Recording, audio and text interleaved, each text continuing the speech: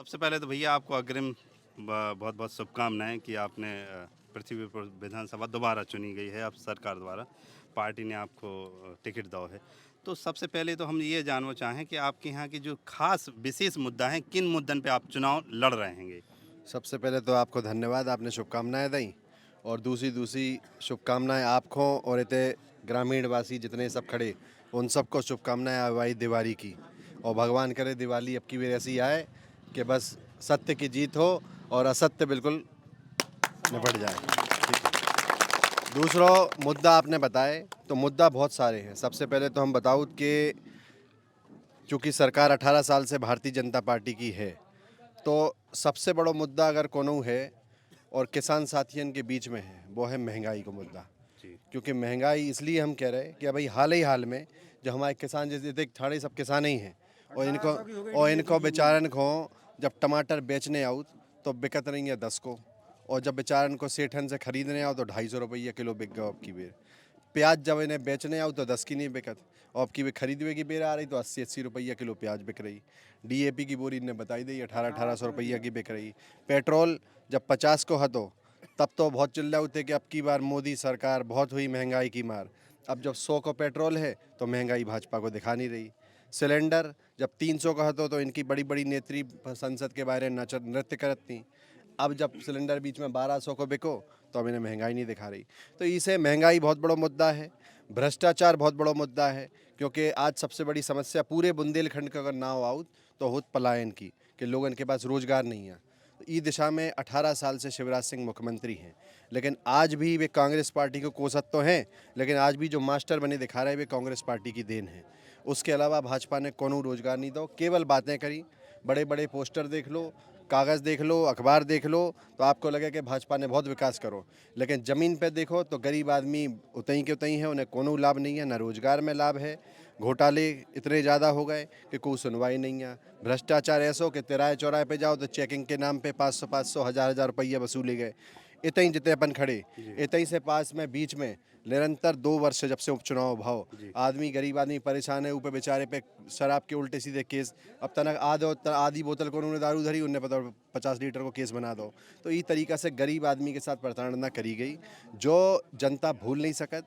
और जनता ने अब की बेर मन बना लो कि भ्रष्ट सरकार भारतीय जनता पार्टी की, जिनने 18 साल से जनता को बेवकूफ़ बनाओ। 5 साल जब चुनाव हो तो चुनाव में तो बड़ी बड़ी बातें करत, तो 4.5 साल जनता की जेब खाली करत, महंगाई से, भ्रष्टाचार से, लूट से। और जब 4 महीना रह जात तो उन्हें बहनें याद आ जाती, कभी लक्ष्मी जी याद आ जाती। तो जनता समझ रही कि इनके झांसे हैं 4 महीना के लाने जो सब कहते कि हम जो दे रहे वो दे रहे, और जब चुनाव हो जात तो बे जनता को फिर लूट वो चालू कर दी।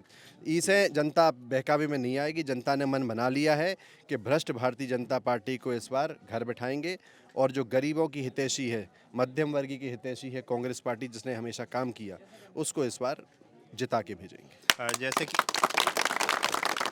कांग्रेस पार्टी की तरफ से अगर दोबारा अब सरकार बनत है, आप विधायक चुने जे हैं अगर यहाँ से, तो का विकास की आपने रखी है, का सोचो है कि हम किस की तरह से विकास अपने विधानसभा में लेके आए हैं? सबसे पहले तो आप अगर हटा दो, हमें पूरा विश्वास है कि कांग्रेस पार्टी 150 से ऊपर सीट लेके सरकार बनाएगी।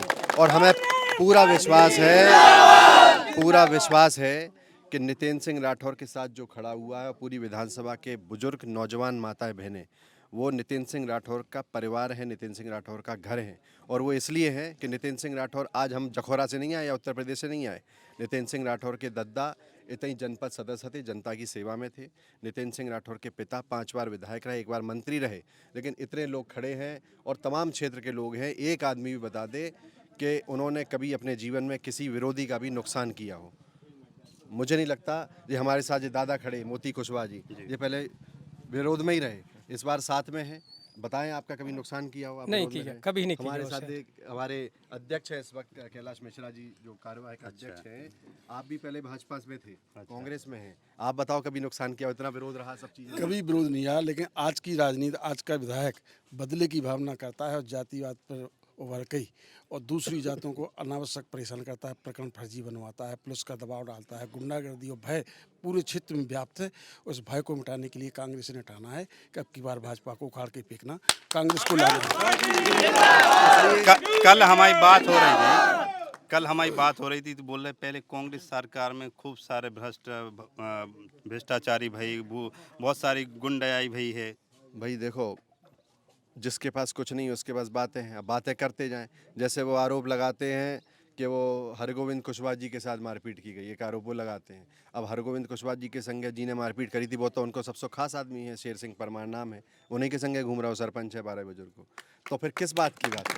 हम लोग तो यही हैं, हम लोगों पे तो जितने आरोप लगे हम बाइज्जत बरी हुए, क्योंकि हम सही हैं, सत्य हमारे साथ है, ईश्वर हमारे साथ है। तो कितना भी कोई गलत फंसाने का प्रयास कर ले, अगर ईश्वर साथ है तो कोई किसी को गलत नहीं फंसा सकता। दूसरी बात, नितेंद्र सिंह राठौर का संकल्प है कि यहाँ जितने लोग उपस्थित हैं ये हमारा परिवार है, इनकी सेवा करना, और आने वाले भविष्य में जनता के आशीर्वाद के बाद मुझे पूरा विश्वास है कि सरकार प्रचंड बहुमत से कांग्रेस की बन रही है और नितेंद्र सिंह राठौर यहाँ से विधायक बनेगा।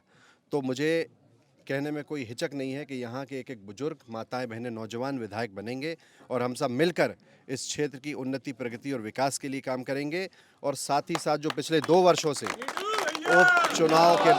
उपचुनाव के बाद यहाँ जो दबाव की राजनीति की गई, जो जो वर्तमान में जनप्रतिनिधि हैं और उनकी पार्टी ने जिस तरह से यहाँ पे लोगों पे दबाव बनाया, डर बनाया, भय बनाया, और जो कांग्रेस के कार्यकर्ता हैं उनके मकान तोड़े, ज़मीनों के नोटिस दिलाए, इन सब चीज़ों को, ये छोटी जो राजनीति है, ये छुछोरेपन की जो राजनीति है, इसको दूर करके इस क्षेत्र में सुख समृद्धि और खुशहाली लाएंगे, अमन चैन और शांति का वातावरण बनाएंगे। क्योंकि वातावरण जब अच्छा होगा, अमन चैन और शांति का होगा, तभी जो लोग हैं वो यहाँ पे कोई उद्योग या फैक्ट्री लगाने के बारे में सोचेंगे। इसलिए सबसे पहला जो हमारा मिशन और संकल्प है वो है कि यहाँ सुख समृद्धि और खुशहाली, अमन चैन और शांति लेकर आना है। उसके साथ कृषि से आधारित कोई उद्योग स्थापित कर रहा है, क्योंकि पृथ्वीपुर के पास जेर औद्योगिक केंद्र, जिसके लिए मेरे स्वर्गीय पिताजी ने काफ़ी मेहनत की थी, उसकी स्वीकृति भी हो गई थी, लेकिन भाजपा की सरकार है इसलिए मुख्यमंत्री जी और वो उसका शिलान्यास करके चले गए। लेकिन कोई भी क्या हो, जनता को लाभ मिलना चाहिए। नितेंद्र सिंह राठौर का प्रयास होगा कि वहाँ कोई कृषि से आधारित उद्योग लेकर आएँ, जिससे हमारे किसान साथी अपनी पैदावार को वहीं बेच सके, उनको उसका लाभ हो, और हमारे नौजवान साथियों को वहाँ पर रोजगार मिले। इस दिशा में काम करना है। ओरछा रामराजा की नगरी है, वहाँ जब 15 महीने की कांग्रेस की सरकार थी तो नमस्ते ओरछा कार्यक्रम किया गया था, जिसके बाद तमाम विकास कार्य वहाँ हुए, और आज ओरछा में ज़्यादातर लोगों का रोजगार पर्यटन से चलता है। बिल्कुल। प्रयास मेरा होगा कि ओरछा के साथ साथ पूरे हमारे विधानसभा क्षेत्र एवं जिले और बुंदेलखंड में पर्यटन के सर्किट बनाए जाएं। जैसे हमारे क्षेत्र में अगर हम बात करें तो अछरू माता का मंदिर है, यहाँ पे मड़खेरा का सूर्य मंदिर है, मोहनगढ़ का किला है, वीर सागर का राधा कृष्ण का मंदिर है, नदनवारा का तालाब है। यहाँ तमाम प्रतिभाएं हैं और तमाम ऐतिहासिक धरोहर है जहाँ पे पर्यटन की दृष्टि से काम किया जा सकता है। इस दिशा में नितेंद्र सिंह राठौर का प्रयास हो कि काम हो, जिससे हमारे नौजवान साथियों को रोजगार मिल सके। साथ ही साथ यहाँ चूँकि मैंने बताया कि अधिकतर लोग खेती पर डिपेंड हैं, इसलिए मेरा संकल्प है, जो मेरे पिताजी का सपना था उसको पूरा करना है, कि नदी का पानी तालाब में लेकर आना है। क्योंकि तालाब में पानी आएगा तो हमारे केवट समुदाय के लोगों को मछली पालन करने में फ़ायदा होगा, और तालाब का पानी खेत और कुएं में लेकर आना है, जिससे हमारे कुशवा समुदाय के लोग हैं उनको सब्जी भाजी करने में, खेती करने में फ़ायदा हो, और ये कृषि प्रधान क्षेत्र है तो हमारे लोगों को सिंचाई की बेहतर व्यवस्था हो। इस दिशा में काम करना है, और भारतीय जनता पार्टी के द्वारा जो भ्रष्टाचार व्याप्त है, इस भ्रष्टाचार पर लगाम लगाना है। आपके पिताजी मंत्री रहे मध्य प्रदेश सरकार में। अब बीच में किन्हीं वजह से स्वर्गवासी हो गए।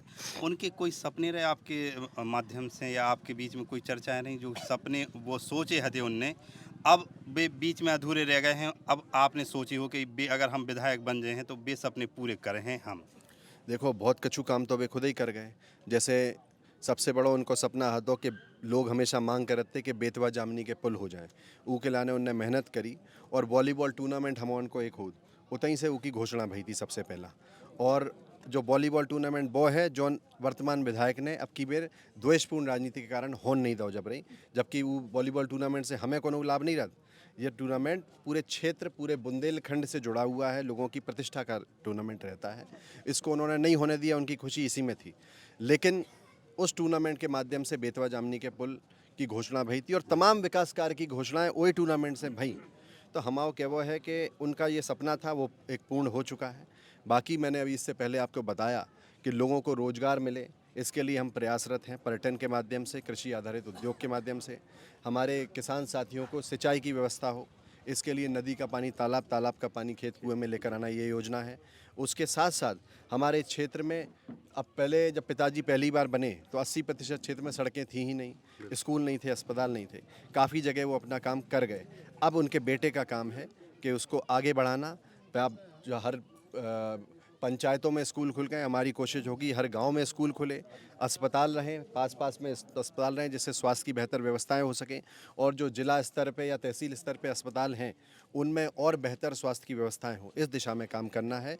कोशिश यही है कि हमारे क्षेत्र में विकास की गति रुके नहीं, विकास की गति तेज हो, और साथ साथ लोगों को ये लगे, एक परिवर्तन महसूस हो कि नई पीढ़ी में एक शुरुआत हुई है, जिसमें सबसे प्रथम जो मिशन है वो हमारे नौजवान साथी, क्योंकि बेरोजगार जब पढ़ लिख के बच्चा बड़ा होता है और रोजगार नहीं मिलता तो वो माताओं बहनों, माता पिता पे भी बोझ बनता है, और वो जब काम नहीं करता तो अपने आप में मायूस होता है। तो इस दिशा में काम करना, मैं समझ सकता हूँ कि हमारे नौजवान साथियों की पीड़ा क्या है, उस दिशा में काम करेंगे। और सबसे महत्वपूर्ण चीज़ है कि जो माहौल हमारे क्षेत्र का पिछले 2 वर्षों में ख़राब किया गया है, इस माहौल को ठीक करना है। ये सब हमारे भाई हैं, हर समाज में जो बुजुर्ग मेरे पितातुल हैं, माताएं मेरी माँ समान हैं, और बहनें हैं, और सब भाई हर समाज के हैं, क्योंकि पिताजी ने हमेशा समाज के हर वर्ग को साथ लेकर राजनीति की।